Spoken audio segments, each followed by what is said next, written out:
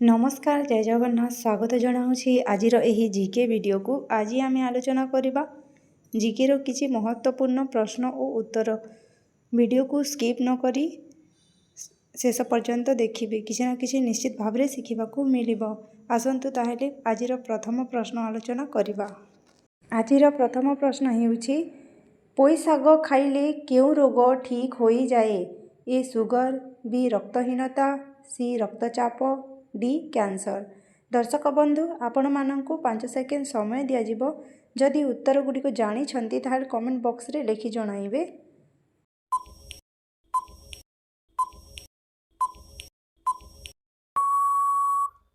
एहार सठिक उत्तर हेउछि ऑप्शन बी रक्तहीनता।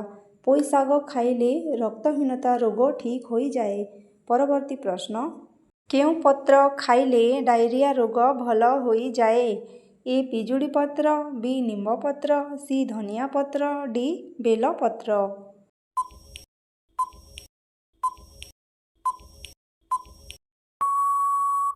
एहार सठिक उत्तर हेउछि ऑप्शन ए पिजुड़ी पत्र। पिजुड़ी पत्र खाइले डायरिया रोग भल हो जाए। परवर्ती प्रश्न अधिक मटन खाइबा द्वारा केउं मारात्मक रोग होई थाए? ए जॉन्डिस, बी कैंसर, सी डायबिटीज, डी एसिडिटी।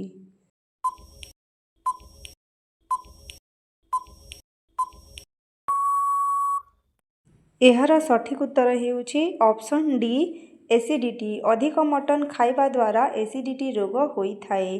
परवर्ती प्रश्न नियमित मुहरे कौन लगाइले मुहर सबु दाग दूर होई जाई थाए? ए कमला चोपा, बी कदली चोपा, सी महू, डी अदा रस।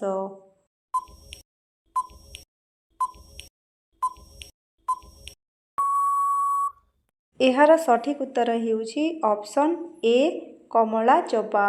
नियमित मुहरे कमला चोपा लगाइले मुहर सबु दाग दूर होई थाए। परवर्ती प्रश्न खाली पेटरे अदा पानी पीले केउं रोग ठीक होई थाए?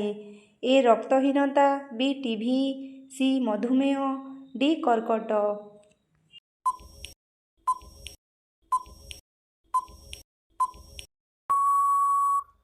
एहार सठिक उत्तर हेउछि ऑप्शन सी मधुमेह।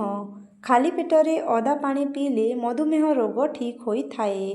परवर्ती प्रश्न केउं राज्य रे मूषार मंदिर अछि? ए मणिपुर, बी बिहार, सी राजस्थान, डी महाराष्ट्र।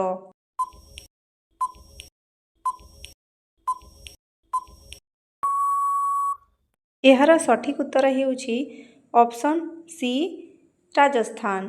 राजस्थान राज्य रे मूषार मंदिर अछि। परवर्ती प्रश्न प्रतिदिन क्षीर रुटी खाइले मनीषर कौन शीघ्र बढ़ी थाए? ए शक्ति बढ़ी थाए, बी उच्चता, सी बुद्धि, डी मांस।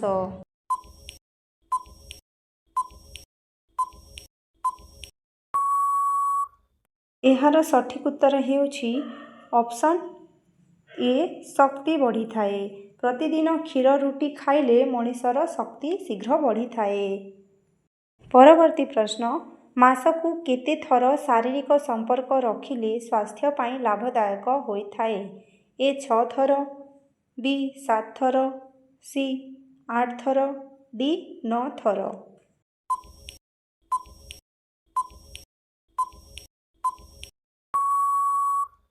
एहार सठिक उत्तर हेउछि ऑप्शन सी 8 थर। मासकु 8 थर शारीरिक संपर्क रखिले स्वास्थ्य पाई लाभदायक होई थाए। परवर्ती प्रश्न छेली क्षीर पीले केउं रोग ठीक होई थाए?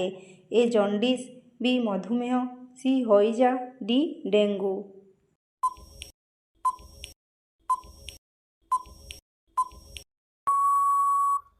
एहार सठिक उत्तर हेउछि ऑप्शन डी डेंगू। छेली क्षीर पीले डेंगू रोग ठीक होई थाए। परवर्ती प्रश्न केउं पत्र खाइले एसिडिटी और कोष्ठकाठिन्य रोग को ठीक करि दिए? ए तेजपत्र, बी धनिया पत्र, सी पियाज पत्र, डी लेंबू पत्र।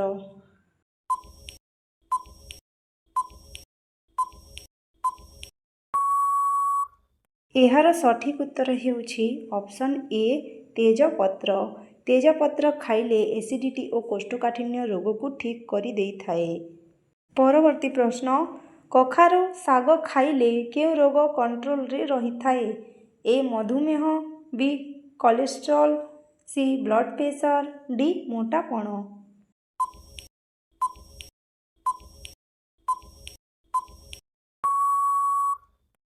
ଏହାର ସଠିକ୍ ଉତ୍ତର ହେଉଛି ଅପସନ୍ ବି କୋଲେଷ୍ଟ୍ରଲ୍। କଖାରୁ ଶାଗ ଖାଇଲେ କୋଲେଷ୍ଟ୍ରଲ୍ ରୋଗ କଣ୍ଟ୍ରୋଲରେ ରହିଥାଏ। ପରବର୍ତ୍ତୀ ପ୍ରଶ୍ନ, କେଉଁ ଗଛର ଚେର ବ୍ଲଡ୍ ପ୍ରେସର ରୋଗକୁ କଣ୍ଟ୍ରୋଲ କରିଥାଏ? ଏ ଅର୍ଜୁନ ଗଛ, ବି ବେଲ ଗଛ, ସି ନିମ୍ବ ଗଛ, ଡି ତୁଳସୀ ଗଛ।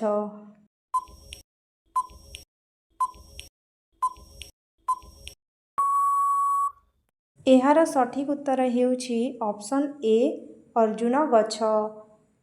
ଅର୍ଜୁନ ଗଛର ଚେର ବ୍ଲଡ୍ ପ୍ରେସର ରୋଗକୁ କଣ୍ଟ୍ରୋଲ କରିଥାଏ। ପରବର୍ତ୍ତୀ ପ୍ରଶ୍ନ, ମାଛ କିମ୍ବା ମାଂସ ଖାଇସାରିବା ପରେ କ'ଣ ଖାଇଲେ ହଜମ ଠିକ୍ରେ ହୋଇଥାଏ? ଏ ପିଆଜ ରସ, ବି ଆଖୁ ରସ, ସି ଲେମ୍ବୁ ରସ, ଡି ଅଦା ରସ।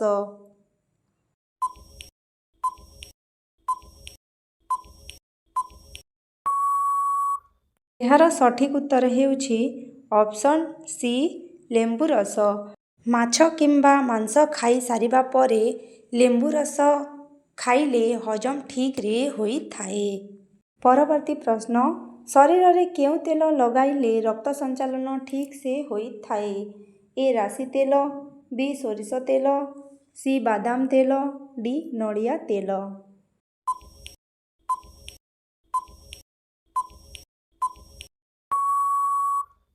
ଏହାର ସଠିକ୍ ଉତ୍ତର ହେଉଛି ଅପସନ୍ ବି ସୋରିଷ ତେଲ। ଶରୀରରେ ସୋରିଷ ତେଲ ଲଗାଇଲେ ରକ୍ତ ସଞ୍ଚାଳନ ଠିକ୍ ହୋଇଥାଏ। ପରବର୍ତ୍ତୀ ପ୍ରଶ୍ନ, ମୁଣ୍ଡରେ କ'ଣ ଲଗାଇଲେ ଧଳା ଚୁଟି କମ୍ ଦିନ ମଧ୍ୟରେ କଳା ହୋଇଯାଏ? ଏ ନଡ଼ିଆ ତେଲ, ବି ଭୃଷଙ୍ଗ ପତ୍ର, ସି ତୁଳସୀ ପତ୍ର, ଡି ମେଥି ପେଷ୍ଟ।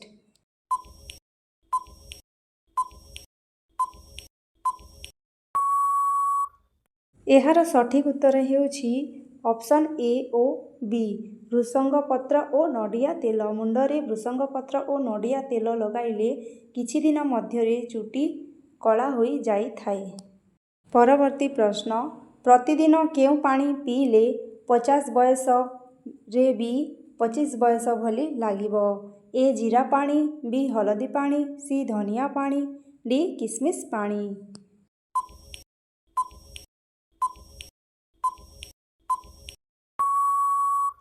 ଏହାର ସଠିକ୍ ଉତ୍ତର ହେଉଛି ଅପସନ୍ ଡି କିସମିସ୍ ପାଣି। ପ୍ରତିଦିନ କିସମିସ୍ ପାଣି ପିଇଲେ 50 ବୟସରେ ବି 25 ବୟସ ଭଳି ଦେଖାଯିବେ। ପରବର୍ତ୍ତୀ ପ୍ରଶ୍ନ ଓ ଆଜିର ଶେଷ ପ୍ରଶ୍ନ, ବେସନ ଓ ଅଟାରେ କ'ଣ ମିଶାଇ ମୂଷାକୁ ଦେଲେ ମୂଷା ମରିଯାଆନ୍ତି, ଘରର ଆଖ ବି ମାଡ଼ନ୍ତି ନାହିଁ?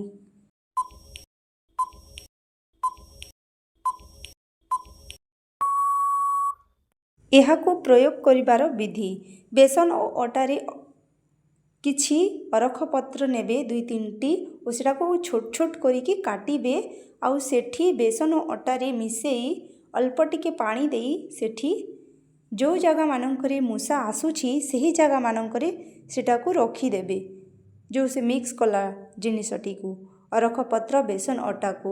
ଆଉ ଏହା ଛୋଟ ଛୁଆମାନଙ୍କଠୁ ଦୂରେଇ ରଖିବେ କାରଣ ଏହା ଅରଖ ପତ୍ର ବିଷାକ୍ତ ଅଟେ। ଏହାର ସଠିକ୍ ଉତ୍ତର ହେଉଛି ଅପସନ୍ ଏ ଓ ବି ଅଳ୍ପ ପାଣି ଓ ଅରଖ ପତ୍ର। ଭିଡ଼ିଓକୁ ଶେଷ ପର୍ଯ୍ୟନ୍ତ ଦେଖିଥିବାରୁ ଧନ୍ୟବାଦ।